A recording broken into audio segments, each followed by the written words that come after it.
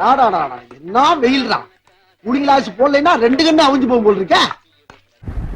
இந்த வெயிலோட சூட்டை தணிக்கலான்னு சொல்லிட்டு இன்னைக்கு நம்ம வந்த இடம் தான் Saint Thomas Mount railway station nearby இருக்க இந்த ரவி சோடா ஃபேக்ட்ரி. ஷாப்புக்கு வந்தாச்சு. மெனு கோடை பார்த்து ஜூஸு சொல்லலான்னு சொல்லிட்டு மெனு கோடை பார்த்துக்கிட்டு இருக்கும்போதே சைடில் ஒரு வாய்ஸ் கேட்டுது. என்னடான்னு பார்த்தா நம்ம ஃப்ரெண்டு நம்மளுக்கு முன்னாடியே லெமன் சர்பத்துன்னு அப்படின்னு சொன்னார். சரி டப்புன்னு திரும்பி நம்மளும் லெமன் சர்பத்துன்னு சொல்லிட்டோம். பட்டுன்னு கிளாஸ் அடுக்கி சட்டுன்னு லெமனை வெட்டி பட்டுன்னு சர்பத்தை ஊற்றி டக்குன்னு ப்ரிப்பேர் பண்ண கொடுத்துட்டாரு. ப்ரிப்பேர் பண்ணி வந்த உடனே நாங்கள் டக்குன்னு எடுத்து குடிச்சிட்டோம். ஏன்னா எனக்கு அவ்வளோ தாகுங்க. ஆக்சுவலாக ஃப்ளேவர் ரொம்ப சூப்பராகவே இருந்தது. நல்லா விறுவிறுன்னு இருந்தது.